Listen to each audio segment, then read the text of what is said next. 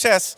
But now we're back in this year. It's 2016, and the theme of this conference is wow. And that wow is explained in many different abbreviations, which we will see throughout this congress. But it might have been inspired by a session that was in last year's conference, which was called Wow, You Do Research Where. And that's where we zoomed into these remarkable stories of people who actually execute market research in not your average Western world places.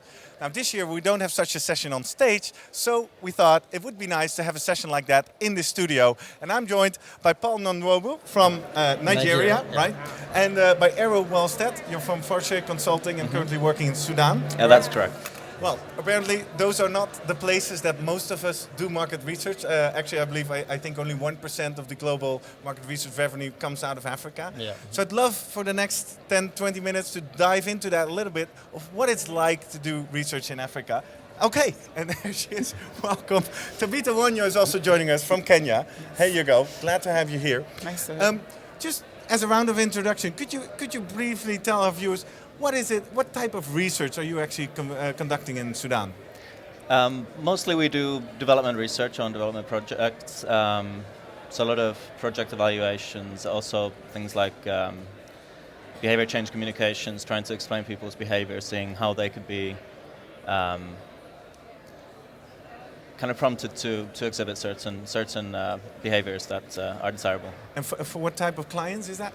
Mostly development, UN quite a lot, NGOs mainly. Okay, and how's that for you, Paul? What do you work on in Nigeria? Yeah, we do all kinds of research, both the social research, opinion and consumer research, for both qualitative and quantitative.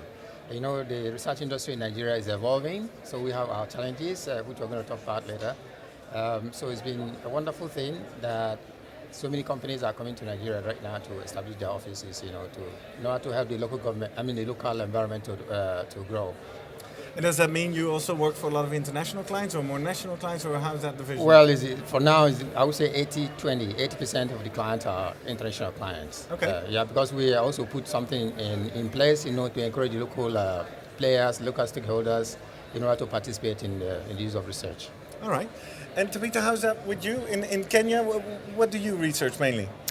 We do social and market research, just like my brother said. And usually most of our clients, just like in his case, are international clients. Yeah. All right.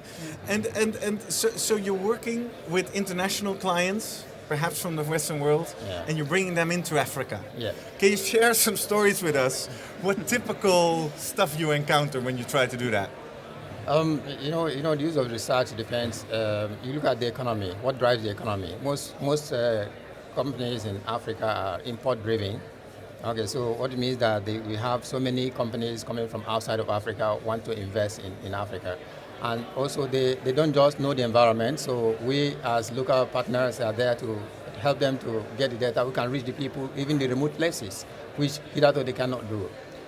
And what are typical things you run into when people from the Western world approach you for this kind of research? There are some issues there. Sometimes they talk about the issue of global templates. Okay, and each time we keep, advising them that there's not like global template in Africa, because Africa is diverse, different cultures. So every country has its own specifics and own nuances. So you have to understand listen to what local clients and local partners telling you, and so that be able to get the best out of the research you want to do. Yeah. Do you recognize that, Aaron? I think most of our clients are based in those countries. They they have their office, they have their local staff and international staff. Of course, with international staff, you often have quite a lot of turnover, so you do have a lot of new people. But I think the thing that they struggle with most is access to reliable data, really, which is what we try to provide to them. And also, there's not very many research specialists there in their staff, so that's also kind of analytically what we try to provide them. Full skill. And how's that with you, Tabitha? That working with global clients, bringing them into Kenya? Yeah. What are the typical stuff you encounter? Yeah, the biggest problem for us is trying to convince them that most of our African languages are spoken and not written. So when it comes to translation, most of them expect us to translate some things that cannot be translated. I think for us that's the biggest challenge. All right, I see you all nodding. Oh, yeah. How do you deal with that? So, there are different dialects. So we use people who are conversant with these different dialects to give us direction. Okay. Yeah. And so you bring extra people Extra into the people, research yeah. as an extra. And clients are willing to pay for this? At times, but most times no. But it also depends on the kind of research you want to do. Yeah. Okay, most of the time, because of research budget, you find that you cannot do initial representative sample. Okay, so you just pick some key representative cities and most of these places they speak the lingua franca of the country. For example, in Kenya, Yeah. English is spoken. In my country, English is spoken. Probably in Sudan, you have Arabic and English also. yeah. So we always have to wait. Everything depends on the budget. Okay, Yeah. because that drives what one gets out of the research one day. Exactly. How do you deal with that? No, it depends on the client. Some clients would want it to be limited to those that speak the language of that survey, but most of them would prefer, let's say, hiring enumerators that can translate questions as needed to the languages that are spoken in that area. Because I can imagine if you're doing a global study, you now then immediately run into how are we going to aggregate these results? Because with all these local amendments, by the time you're done, you have set up a total different research than something I set out to know, right? Yeah. So how do you Yeah, deal with the nuances are not too diverse. Okay, it is not something that the gap is too much. Okay, for example, if you are doing a quantitative research in my country, and you want to cover we have 6 provinces or 6 geographical divisions. So, and then there are 80% of the time, there are some key cities that always represent 80% of the research. For example, you have Kano in the north to represent the Muslim population. Okay, we have the Lagos, which is the commercial capital city of Nigeria, and then probably administrative capital, Abuja, and Port Harcourt, the down south, the Niger Delta. So these 3 cities all the time, for the past 10, 15, 20 years have represent up to 80% of rural research done in Nigeria. And of course, the same, I can also speak that, for Kenya, Mombasa, Kisumu, and Nairobi. Yeah. Okay, so the story is the same all over African continent. And is that a problem, or is that just how it goes? No, it's not a problem. But like I said, it's a function of what kind of research you want to do, and then the money you have to spend. Yeah. All right.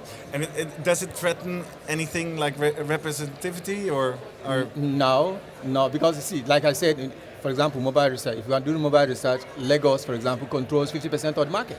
Exactly. So I mean, there's no point going to market that gives you only 2%. So you follow the money where it goes. Exactly. I think there's definitely issues with representativeness sometimes. Before I was working in Somalia, for example, you are limited to areas where you can access which are not controlled by Al-Shabaab, essentially. Yeah. So therefore, it's just the limitation that you have, but you definitely have to consider what you're representative of. But it's just the limitation, and you have to work with that, I think. And that's just a big note in the final results? It's just a big note, and that's how you solve it? Exactly, yeah. All right. Yeah. And how is that in Kenya? I think by and large it's the same as Nigeria. We have the typical towns where we work in, but once in a while we find ourselves going out of these zones just for representation. Yeah. Okay. Hey, and I can imagine all 3 of you mentioned you're in social research. You mentioned the UN. We're validating where the money goes. I can imagine there's something at stake here, right? How do you deal with that? How do you guard honesty versus people who want to tell something because then the budgets stay open? Yeah, I think right now, I'll talk about Nigeria, for example. The market research and research issues are not saturated yet. You still have respondents that are willing to participate in research even at no cost. Okay, unlike here in developed countries where they want money, every dollar for every response. So it's because of the culture in our country, okay, that they want to help, okay, and especially when you tell them that this research is to help them to develop or live better, depending on kind of research you do. Let me give you an instance.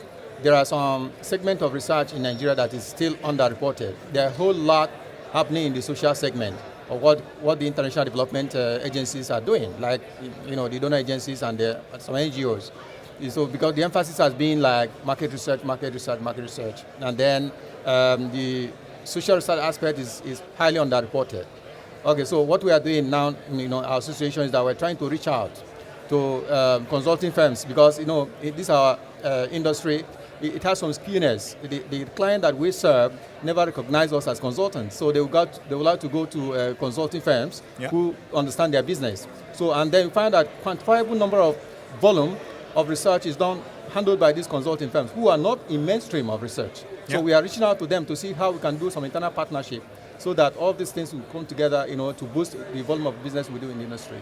So basically that is one of your messages that you could bring out here, since we have an international audience. Yeah. Any consulting firms watching, going into Africa, don't do it yourself, is that what you're saying? Yeah, they have to come to us because the thing is that there's going to be a synergy. Right now it's like this. Yeah. The research companies and the consulting firms, there has not been any roundtable, synergy between the two. So we want to bridge that gap because it's within our domain. It's within our domain, and we need to.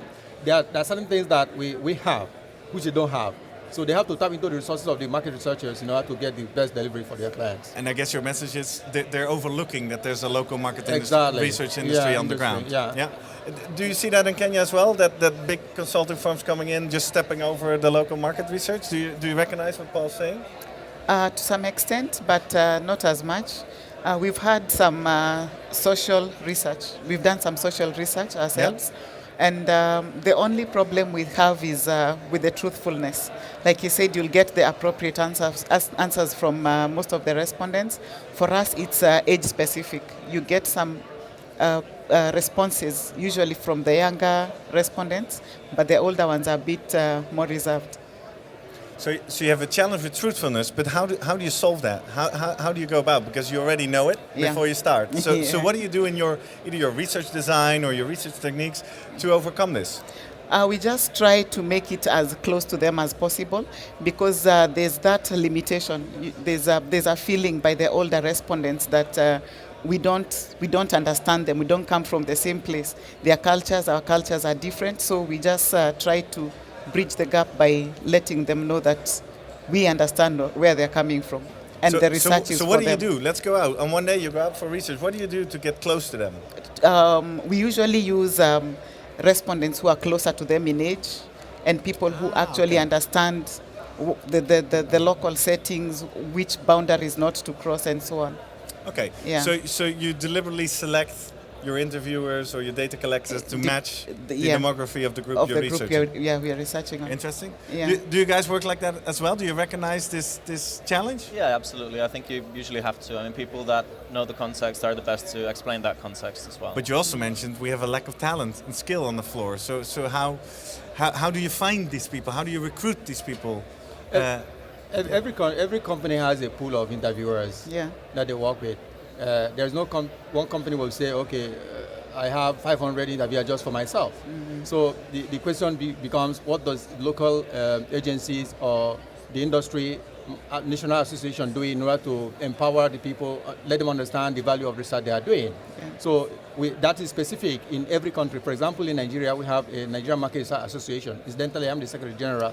So we have launched a program that periodically train the interviewers and supervisors, because data does not have value if the collection does not have value. So every company has to define its quality control, which is fine, okay, because it depends on who you are dealing with. Any supplier can mess up your job. So but if you have a very strong quality control measures according to the peculiarity of the project, then you can get the best out of that.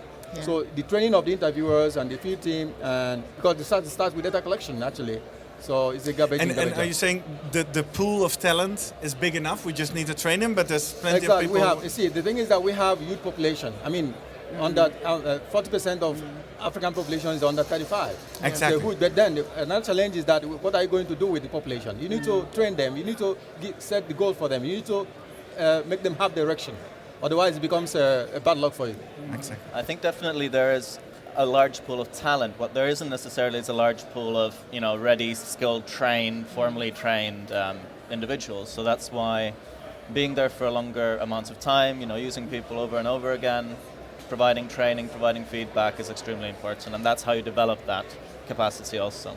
And would you say that doing research in Africa in this case means that you focus much more on training and development of your staff than you would in other countries because there's a formal education in place, or is that typical? I couldn't really comment on doing it elsewhere, Exactly, but of course because you're staff working capacity development is a huge part of what we do. So let's focus a little bit on the opportunities of doing research in Africa. Because as I said, currently, and we'll learn more about that soon when we talk about the Global Market Research Report with Ray Pointer in about 10 minutes. But they're currently about 1% of the revenue of market research comes out of Africa. So you could either say there's no market research in Africa, or you could say there's a huge opportunity. How do you feel? What are the opportunities? I don't agree with you. There is no. There are a lot of opportunities. What happens is this: the African continent is being underreported, okay, and we have to make this point very, very clear here. You know, we have not told our story. When we begin to tell our story, we find that the world will understand because Africa is a virgin land. So, but we also need the outside world, you know, to help us to develop. Okay, right now you also know that the association, African Market Research Association, is come on board, AMRA. So, and it's an association of associations. We want to use that platform to develop our continent because we have to tell the people what we want. Well, okay? that's why you guys are here, right? Tell the story. You're Yeah. research in Africa. Yeah. So tell us, a virgin land, you say. So, Yeah. so what are the opportunities? Why should we all move down and open our branches or put our research in Africa? Yeah, number one is that we have youth population. Yeah. Okay. So if you and want to understand youngsters, yes, we want to understand not only youth. I mean, for every economy, there are some driving for labor is the issue. So we don't have problem with that. Okay. So and there are also we have challenges in terms of government not actually participating in real research. Okay, because most of the time, find the high percentage of the market research done in Africa is by maybe multinationals and all the rest of that. So we are reaching out to the government, our local governments, you know, to start to use research in order to make decisions that help the populace that they govern. So it's a big challenge, but it's also an opportunity. Opportunity too. And how's that in your experience? What are the key opportunities? I mean, there are opportunities in a lot of different places. I think it's just a lot of it is a matter of perception as well. In a sense, this narrative, this old aid narrative that it's development money going in rather than businesses going. And of course, there's a lot of challenges in terms of political stability, for example. Where security of your investments may be sometimes difficult, but I think definitely there's a ton of opportunities. Lots of markets, a lot of population. What could be an opportunity? What do you say is the biggest opportunity that this industry is leaving on the ground? Let me give you an instance. The last 10 before now, 10 years ago, you see the average tele density in Nigeria is 0.65. Okay, in 2001, the first telecom company came into Nigeria, and there was an explosion. I mean, telecom contributes more than 18% of the GDP in Nigeria. So it's a big opportunity. So you see, what happens is that now we talk about mobile research. Every company, so many of them, we have about 4 major telecom providers. And the same thing can also happen in Kenya, like have the Safaricom and Vodafone and all the rest of that. Yeah. So I mean, it's a big opportunity that not only for the youth, for the whole entire continent. You know, that the oil issue has now become a second something because oil in my country contributes less than 10% of the GDP. Exactly. So it's a young, modern society that is the virgin land, as you say. How is that in Kenya? What opportunities do you see in Kenya? I think in my case, we have a growing middle class. And with it comes a lot of opportunities. People are not looking at the traditional white-collar jobs and so on. People are venturing on their own. And I can say with that comes the opportunity for research. But like he said, our governments are not consuming research as much. So there's still a gap. Yeah, if we can reach out to them, then if they can come on board, I think that would be a good thing. Take the camera. Yeah. You can reach them. That would be a very good opportunity for us. Because maybe that's not so obvious for all of you, but why is it important if you say we got a venturing, young, vibrant society, but the government is not getting... Why is that government support so important? It is important because with the lack of government support, I don't think you can do much. We've done personally, I've done some research for government and it's not consumed. Like we'll give them feedback on stuff that they need to know, but they don't consume it. So you can imagine what happens to the smaller industries. They don't see the value of the research.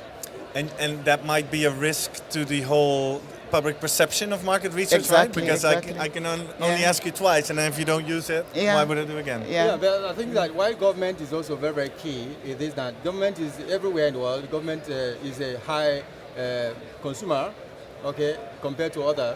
Number two is that they make the policies. Okay, for example, I don't know anywhere in Africa where you have data protection, Data protection laws, yeah. act. Okay, so I mean, this is a great challenge. And these are the things that the outside world will look forward to. They want to know how their data is protected. So it now depends on the National Association to make an inroad in order to make these things established. Okay, so the government is also very, very key because, I mean, apart from spending, they also can influence policy. They can tell the people, and then change the way they have to set the agenda. Exactly, and create a playing field where the market research Exactly. field can professionalize. Yeah. And things. And do you, in your current countries, do you see that happening? Is there at least a movement in that direction? Is there talk about data privacy? Is there talk about, what is the current status? Yeah, we in Nigeria, let me speak about my country. Yeah, of course. We at NIMRA, Nigerian Market Research Association, we have mapped out a lot of things. First of all, we are working with the government agencies like the Nigerian Bureau of Statistics right now, okay, because I mean, there has to be a standardized LSM, for example, the lifestyle measurement. Yep. Okay, so where you have different companies, using different LSM, they create a lot of problems. So we try as much as possible to reach out to government agencies and then kind of try to see partnership with them in order to influence how things are being done. Exactly. And because you're very vivid, of course, because you're the Secretary General of this association. Is there a local association in Kenya as well, pushing the market research industry forward and talking to government? Yeah, we have the MSRA, in conjunction with the Communications Act of Kenya.